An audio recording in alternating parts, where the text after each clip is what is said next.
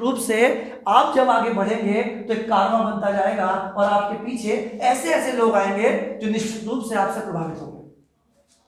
तो बात आती है कि जो हमने बात बताई आपको कि 3 मॉड्यूल विकसित किए गए, आधारशिला, ध्यान आकर्षण और शिक्षण संग्रह, और इसको गीता बाइबल कुरान की संज्ञा के नाम से संज्ञापित किया गया। गीता बाइबल कुरान, गीता बाइबल कुरान आपके धर्मों में जो जिस धर्म का है सबके लिए कैसी किताबें हैं? आप लोग कसमें खाते हैं इसकी, धार्मिक किताबें हैं।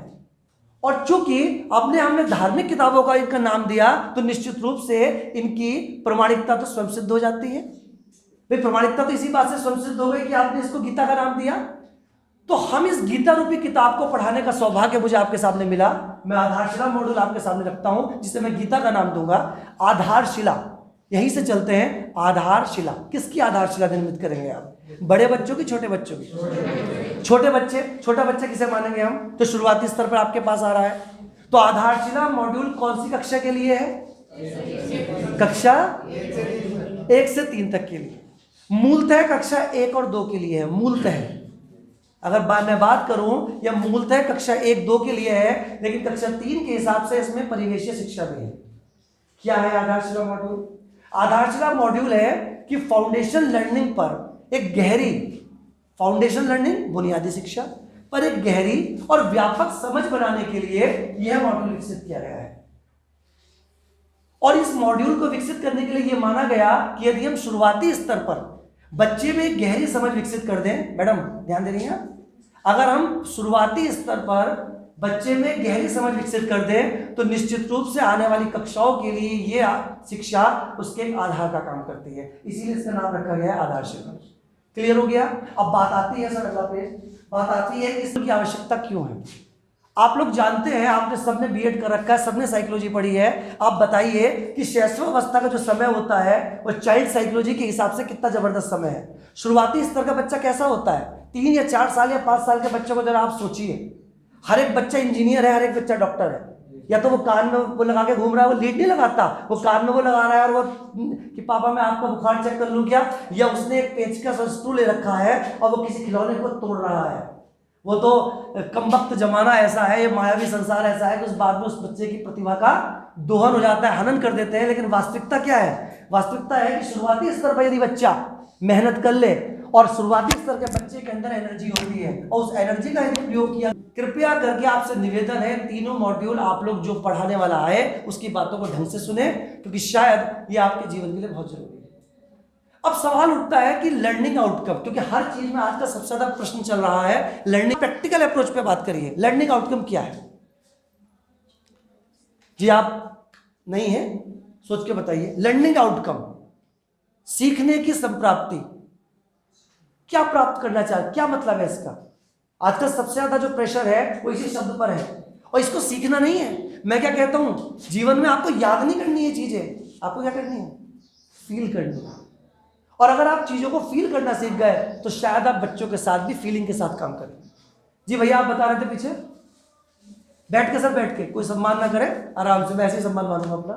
जी सर, जो हमने बच्चों को सिखाया उसके प्रैक्टिकल से जो हमें दिया है, जो हम बच्चों को सिखा रहे हैं, और कोई थोड़ा सा इसमें वो सुधार करे। इसका मतलब क्या है?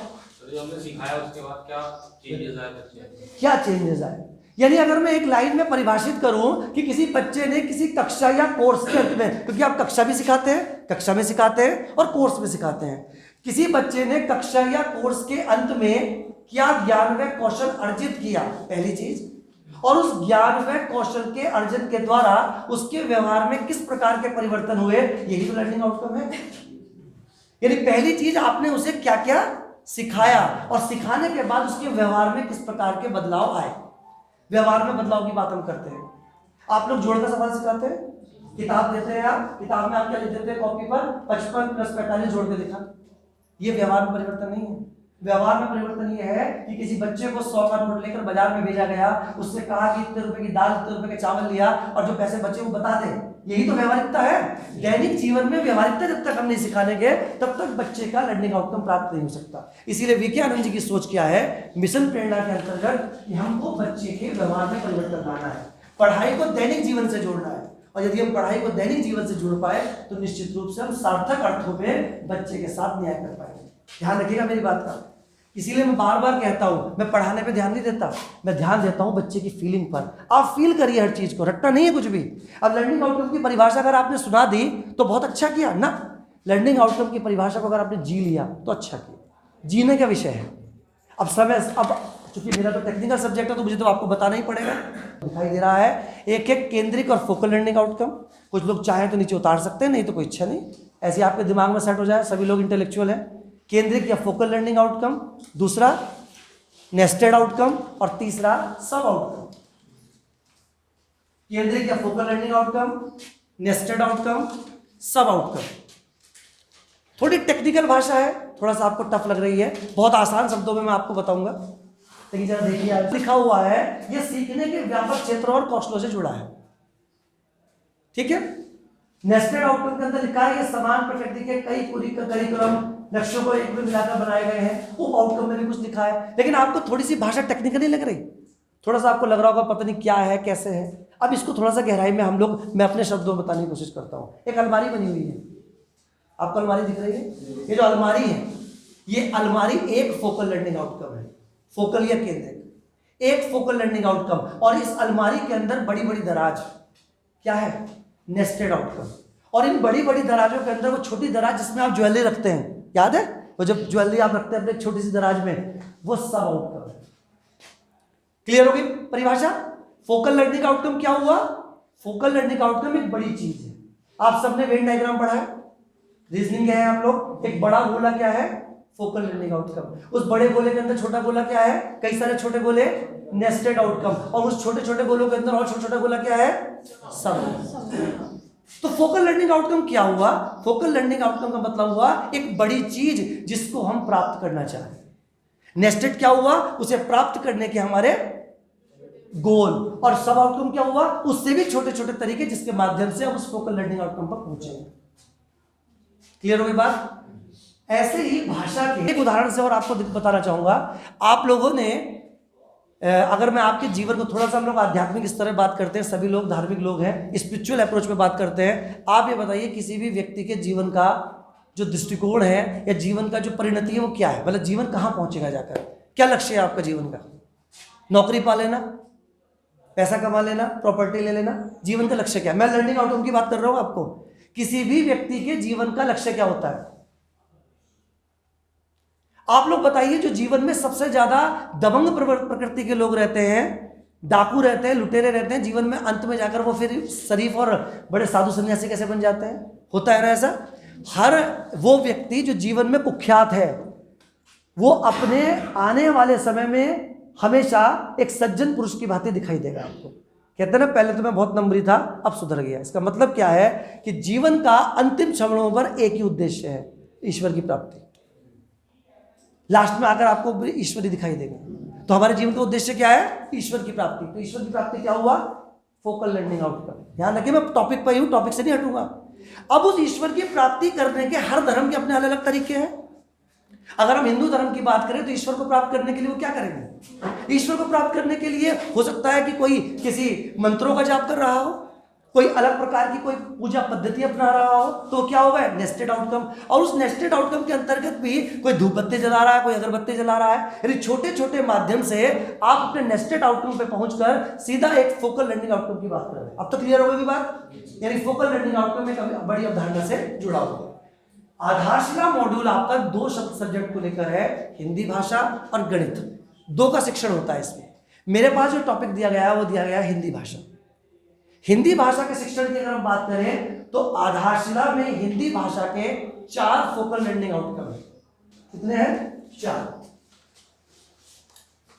थोड़ा सा आगे से दिखा देता हूं आपको। 4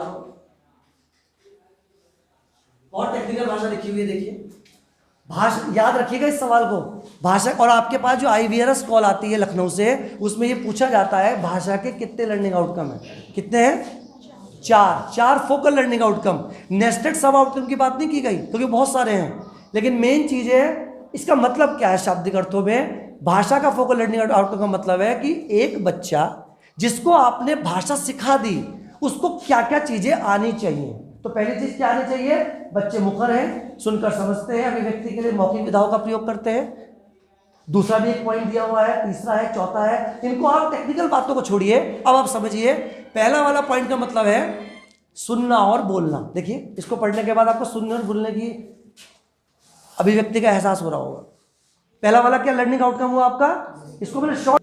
पहले बच्चा सुनना बोलना सीखता है, फिर क्या सीखता है बच्चा, इनिशियल लेवल पर आपके पास बच्चा आया तो क्या कर रहा है, पहले वो सुन रहा है, सुनने के बाद क्या कर रहा है, बोल रहा है, बोलने के बाद पहला लर्निंग आउटकम प्राप्त हो गया, हमने उसको पहला केंद्रित फोकल लर्निंग आउटकम प्राप्त करवा दिया। दूसरा क्या है, पढ़ना व जब बच्चा सुनना बोलना सीख जाता है तो बच्चा फिर पढ़ना लिखना भी सीख जाता है। तीसरा फिर आप क्या देते हैं उसे, ज्ञान, उसे व्याकरण सिखाते हैं, उसे आप व्याकरण मात्राएं सिखाते हैं, मतलब कैसे व्याकरण का प्रयोग करना। और चौथे नंबर पर, अच्छा, कल्पनाशीलता व सृजनशीलता को कोई उदाहरण दीजिए जरा, इसका मतलब क्या होगा, कल्पनाशीलता व सृजनशीलता का मतलब क्या है, जैसे उसे बहुत सादी भाषा में बताओ, ये तो आपने इंग्लिश बताई उसकी, कंस्ट्रक्टिव अप्रोच या क्रिएटिव अप्रोच, लेकिन मतलब क्या है इसका, एक बच्चे के हिसाब से बताओ जो कक्षा 2 या 3 का बच्चा आपके पास है, कैसे पता लगेगा वो क्रिएटिव और कंस्ट्रक्टिव हो गया।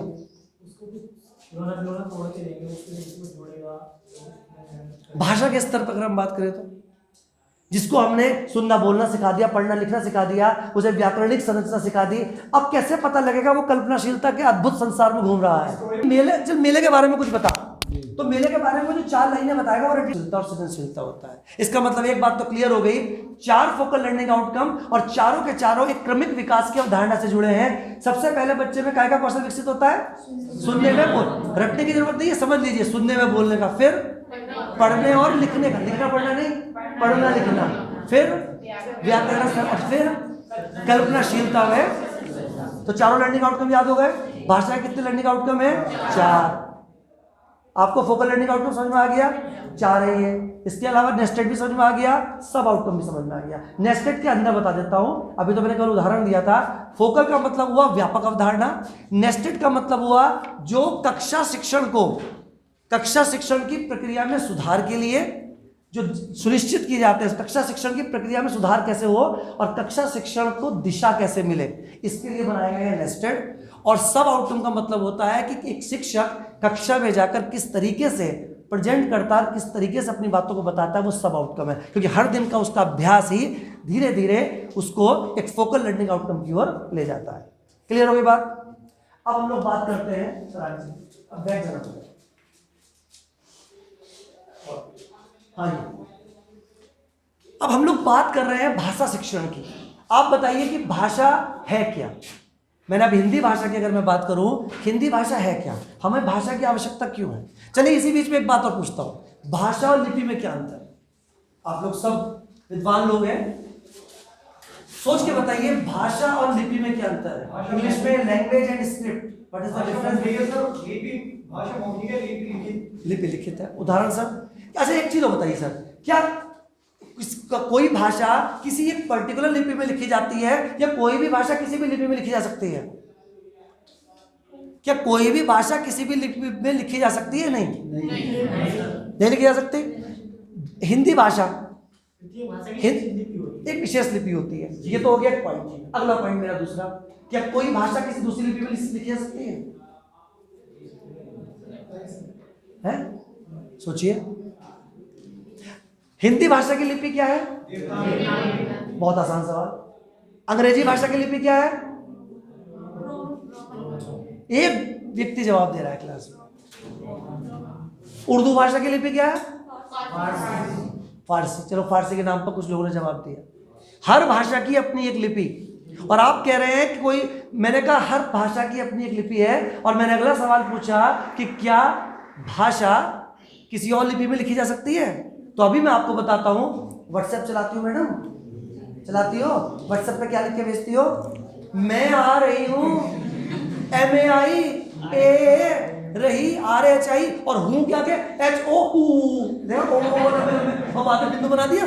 मैं आ रही हूं, ये जो मैं बोल रहा हूं, मैं आ रही हूं, भाषा कौन सी है? भाषा कौन सी है? हिंदी। मैं आ रही हूं इंग्लिश है क्या? मैं आ रही हूं भाषा हिंदी। लिपि इंग्लिश लिख दी हो तो ये भाषा दूसरी लिपि में नहीं कह सकती। क्यों जरूरी है? भाषा एक ऐसा माध्यम है जिससे हम अपने विचारों को अभिव्यक्त करते हैं। ये किसी से जुड़ने, महसूस करने और किसी के साथ अपने एक रिलेशन बनाने के लिए माध्यम का काम करती है। भाषा ऐसी होती है। भाषा के दो रूप होते हैं, मौखिक और लिखित। अब आरंभिक स्तर पर भाषा सीखने सिखाने का एक क्रम होता है। ये क्रम देखिए, सबने पढ़ा होगा, हमारे शिक्षा मित्र भाई बहनों को पता होगा इसका। इसे कुछ लोग कोर्ट में बोलते हैं सुबोपली।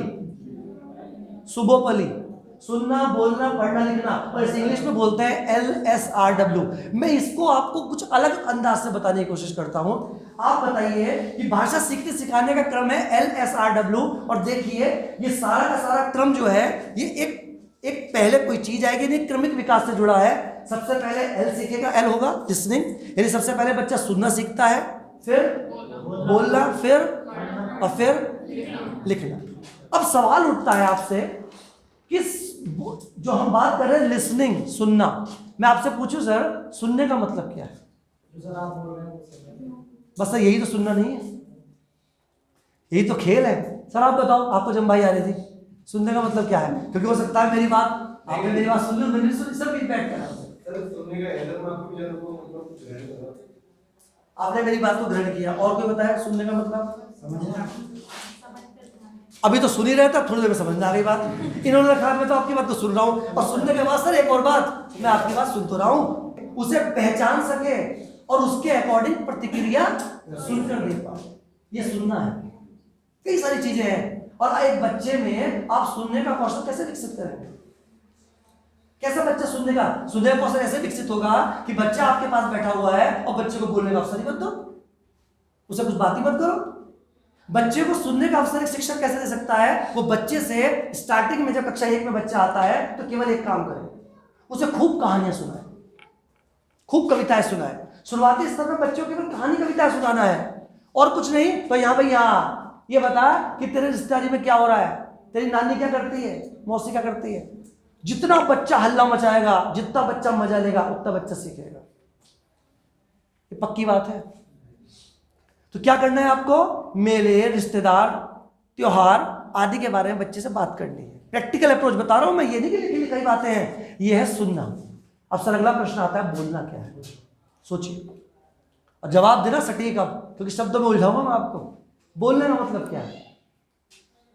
सर जो उसको बताया है उसके बारे में क्या प्रतिक्रिया दे रहा है जी, वो किस लैंग्वेज में किस हिसाब से हमें एक्सप्लेन करके बता रहा है, वो चीज उसको बोलना है। उसको मतलब पता चलेगा कि उसको कितना बताया उस बारे में, क्या चीज को हम लोगों से जानना चाहते हैं। अब एक बात आ गई, जो कह रहा है उसकी प्रतिक्रिया देना, बोलना।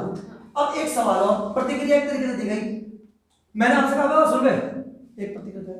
अब भाई साहब सुनो जरा, अब पता कौन सी प्रतिक्रिया? आपने केवल प्रतिक्रिया का, ये नहीं कहा सटीक प्रतिक्रिया। शब्दों में खेल गए ना, बात तो शब्दों की है सारी। आपने केवल प्रतिक्रिया कहा, मैंने कहा सुन रहे, ये प्रतिक्रिया अच्छी है, तो थोड़ा सा और शुद्ध करो बोलने को। बोलने का मतलब क्या? कोई भी व्यक्ति सटीक, तार्किक जब अभिव्यक्ति करता है तो बोलना है सटीक व तार्किक। और किसी व्यक्ति की बातों को सुनने के बाद युक्त प्रतिक्रिया देना, एक अच्छी प्रतिक्रिया देना, सटीक प्रतिक्रिया देना, ये बोलने के अंतर्गत आता है।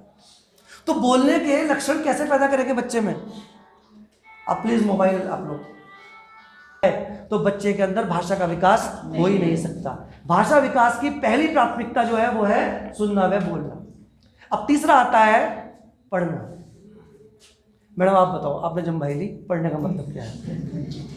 पढ़ने का मतलब क्या? जम्भाई ली दिन आपने, कोई बात नहीं, इन्होंने मैडम ये नहीं पढ़ने। आप गए, बच्चे शोर मचा रहे तो क्या मतलब? वो भी नहीं है। अगर पढ़ाई के माहौल से आवाज हो रही तो मैडम वो तार्किक है, वो सही है। और अगर आवाज नहीं हो रही तो समझ लीजिए क्लास डिसिप्लिन, कक्षा 1 और 2 कभी डिसिप्लिन हो ही नहीं सकते, चुप रहे, वो चुप नहीं रह सकते और उन्हें बोलने के अवसर देने होंगे। मैडम आप बताइए पढ़ना क्या है? मुझे सीखने में कब जुड़ेगी? कौतूहल। कौतूहल मतलब बिल्कुल अंदर से उत्साह सा। अचानक मेरी बातें सुनने के बाद आपके अंदर एक अचानक सा कुछ हुआ, कौतूहल ही तो है। आप लोग इधर उधर देख रहे थे, अचानक सामने देख रहे हैं, कौतूहल है। या आप सामने देख रहे थे, अचानक वहां हाथी की आवाज है तो कौतूहल शुरू हो गया, तो ये कौतूहल है। जब सीखने में बच्चे का कौतूहल और रुचि जुड़ जाती है तो सीखने की प्रक्रिया तीव्र हो जाती है। अब बताइए बच्चे को सीखने में कौतूहल और रुचि कैसे जोड़ेंगे, किस प्रकार के तरीके से पढ़ाएंगे आप बच्चे को? तो कहते हैं कि अगर बच्चे का कौतूहल और रुचि जोड़नी है तो आप गतिविधि आधारित शिक्षण करवाइए। गतिविधि आधारित शिक्षण, जैसी गतिविधि शब्द आया तो आपके नया शब्द है गतिविधि आधारित शिक्षण। क्या होता है गतिविधि आधारित शिक्षण? इंग्लिश उसकी मतलब उसको मतलब जैसे हमने क्या है? पढ़ाया मतलब कुछ पढ़ाया तो क्रियात्मक तरीके से सिखाना उस चीज को। बिल्कुल, उसके अनुभव के आधार उसके पर। अनुभव के आधार से खेल बच्चे को एक ही लाइन में मैं कहूं, बच्चे को मजे मजे में सिखा देना। जैसे मैं अगर कोशिश करूं कि थोड़ा बहुत बीच बीच में मजा डाल के आपको मॉड्यूल को रख दो तो बस काम हो गया मेरा। आप बताइए बच्चा आपके स्कूल में आता है और पूरे दिन खेलता है और खेलने के बाद वो घर चला जाता है। ध्यान रखिए बच्चे का कौतूहल में रुचि जुड़ेगी तब जब बच्चे को गतिविधि आधारित शिक्षण करवाएंगे।